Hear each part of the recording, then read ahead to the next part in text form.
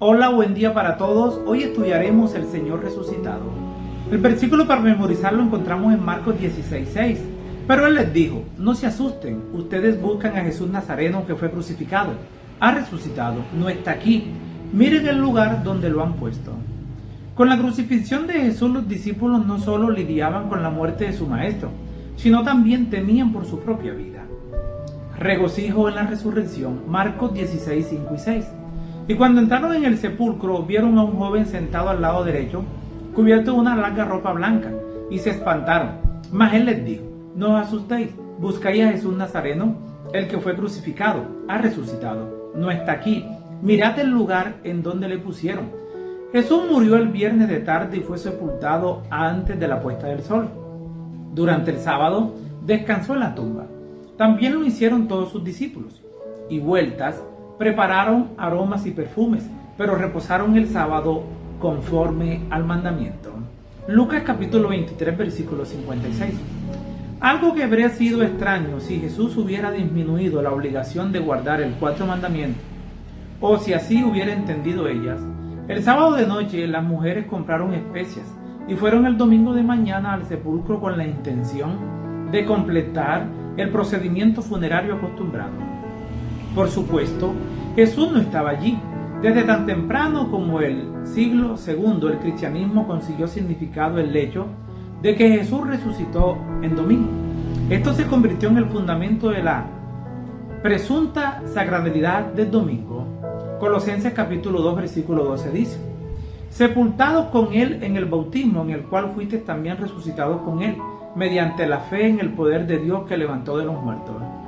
No hay una sola palabra en la Biblia que sugiera la sacralidad del domingo como un recordatorio de la resurrección. Ese recordatorio es el bautismo, porque fuimos sepultados junto con Él para muerte por medio del bautismo, a fin de que como Cristo resucitó de los muertos por la gloria del Padre, así también nosotros andemos en nueva vida. Romanos capítulo 6, versículo 4. Independientemente de la teología errónea acerca del culto dominical, debemos como adventistas regocijarnos por la resurrección de Jesús, ocurrida el domingo de mañana.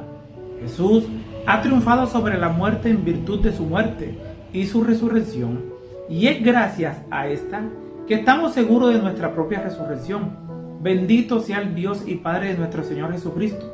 Por su gran misericordia nos regeneró para una esperanza viva, mediante la resurrección de Jesucristo de entre los muertos. Primera de Pedro capítulo 1, versículo 3. La piedra fue quitada. Marcos capítulo 16, versículo 2 al 4. Y muy de mañana, el primer día de la semana, vinieron al sepulcro, ya salido el sol. Pero decían entre sí: ¿quién nos removerá la piedra de la entrada del sepulcro?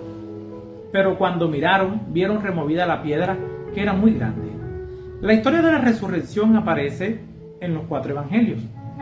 El autor de cada uno de ellos presenta el relato desde una perspectiva diferente, pero todos ellos registran los conceptos centrales presentes también en 1 Corintios capítulo 15, versículo 8. Hay 4 ideas que aparecen una tras otra. Murió y fue sepultado, resucitó y fue visto. Habla de una reunión en Galilea y allí viréis.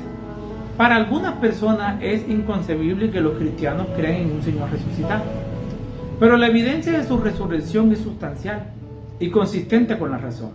Para empezar, todo lo que uno tiene que hacer es creer en Dios como el Creador, y la idea de la resurrección, un milagro, llega a ser razonable. El Dios que creó el universo y por ende la vida en la tierra, ciertamente tiene el poder, si así lo decide, de resucitar a Jesús. La existencia de Dios no convierte la resurrección de Jesús en algo inevitable, solo en algo razonable. Además, la tumba estaba vacía. Aún los historiadores ateos aceptan ese hecho.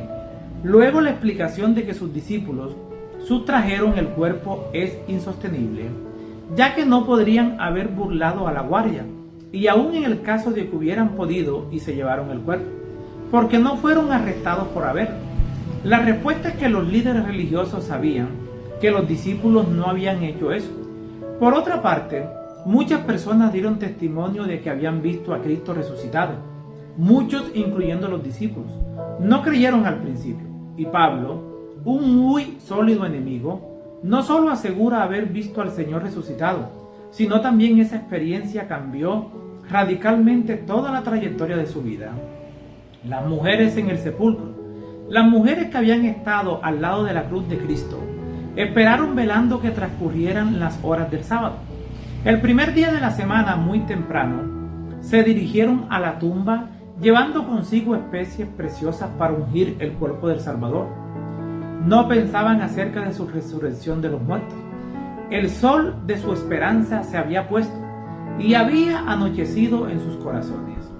Mientras caminaban, relataban las obras de misericordia de Cristo y sus palabras de consuelo, pero no recordaban sus palabras: os volveré a ver. Desde el comienzo del Evangelio, el lector sabe que Jesús es el Mesías, pero en el texto mismo, la primera persona, no endemoniada, que lo reconoce como tal, es Pedro. En Marcos 8:29, a lo largo del Evangelio de Marcos, Jesús pide a las personas que mantengan en reserva quién es Él, o sus curaciones milagrosas. En Marcos capítulo 1, versículo 44, dice a un leproso que no cuente la sanación a nadie.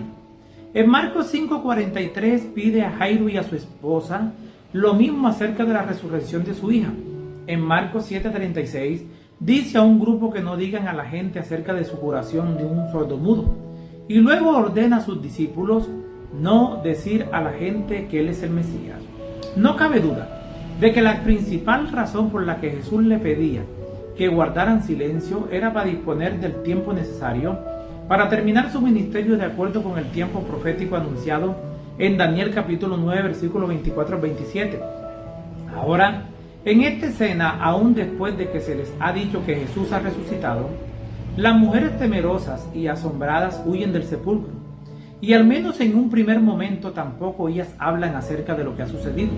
No obstante, el silencio no dura mucho. Al llegar al final del libro de Marcos, leemos lo siguiente: y ellos salieron y predicaron en todas partes, y el Señor los ayudaba y confirmaba la palabra con las señales que seguían.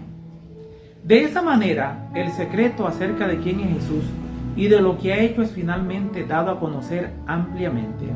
El libro concluye diciendo que ellos predicaron en todas partes. La aparición a María y a otros, tal como aparece en Marcos capítulo 16, versículos 9 y 12.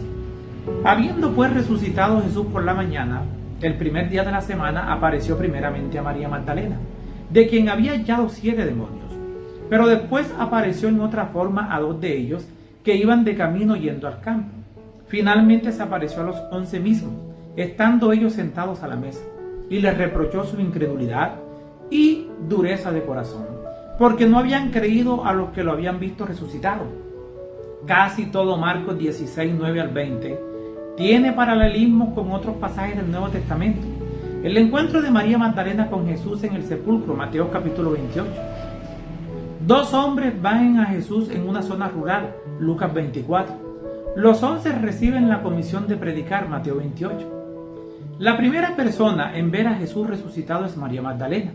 Otras mujeres también lo vieron. Es significativo que las primeras personas que ven a Jesús resucitado son mujeres, puesto que las mujeres no tenían un estatus elevado como testigos en el mundo antiguo. Si el relato acerca de la resurrección hubiera sido ficticio, habría sido mucho más probable que seleccionara a hombres como sus primeros testigos. Pero no fueron hombres, no los discípulos, sino una mujer. Ella va entonces a dar la buena noticia a los discípulos, pero no se debe sorprenderse. Ellos no creen en su testimonio. Y además, y desafortunadamente, porque provenía de una mujer. Los defensores de la autenticidad del reporte de la resurrección de Jesús han usado este hecho, que una mujer fue la primera persona en ver a Jesús resucitado, como una poderosa evidencia en favor de la veracidad del relato. Jesús tuvo que reprenderlos por su incredulidad y dureza de corazón. Desde el momento del arresto de Jesús y en sucesivas apariciones, las posteriores a la resurrección, los evangelios describen a los seguidores de Jesús de forma muy negativa. Huyen, niegan conocerlo, no creen, etc. Esto no tendría sentido si el relato fuera ficticio. En contraste, su audaz e inquebrantable proclamación posterior acerca de Cristo resucitado así como la esperanza que ella ofrece a todos, es una evidencia poderosa en favor de la veracidad de sus afirmaciones. Vayan por todo el mundo. Marcos capítulo 16, versículos 15 y 16. Y les dijo: id por todo el mundo y predicad el evangelio a toda criatura. El que creyere y fuere bautizado será salvo, mas el que no creyere será condenado. Las primeras palabras dichas por Jesús a sus discípulos después de su resurrección solo aparecen registradas en forma de discurso indirecto en Marcos 16:14. Allí los reprende por su incredulidad y dureza de corazón. Como hemos visto, los primeros discípulos de Jesús ya tenían problemas para creer. A pesar de estar con Jesús en persona y haber visto sus milagros vez tras vez, pero Él les demostró la realidad de su resurrección mediante diversas evidencias. Jesús encomendó a sus discípulos la proclamación del Evangelio al mundo. Su orden es expansiva. Ellos deben ir al mundo entero y proclamar el Evangelio a toda la creación. Jesús luego explica el resultado de su labor para bien y para mal. Quienes crean serán salvos, quienes no crean serán condenados. Jesús también describe las señales que acompañarán la obra de los discípulos. Expulsarán demonios, hablarán nuevos idiomas, serán protegidos de daños y sanarán a los enfermos. Pero a veces los cristianos sufren como consecuencia de su testimonio. En tales circunstancias, si su paciente perseverancia es para los incrédulos otra evidencia del poder de la fe, y luego después de toda la obra que realizó aquí, fue recibido arriba en el cielo y se sentó a la diestra de Dios. Marcos capítulo 16, versículo 19. Jesús ascendió para sentarse a la diestra de Dios en el lugar del poder supremo, porque había derrotado a todas las fuerzas del mal. Nota lo que dice el último versículo: aunque ellos predicaron en todas partes el Evangelio, no fueron solos, y el Señor los ayudaba y confirmaban la palabra con las señales que les seguían. Él estaba con ellos y promete estar con nosotros ahora mientras continuamos la obra que ellos comenzaron. Yo estoy con vosotros todos los días hasta el fin del mundo. Lo dice en Mateo 28:20. Les habló Flavio Martínez. Que la paz de Dios les acompañe en este día.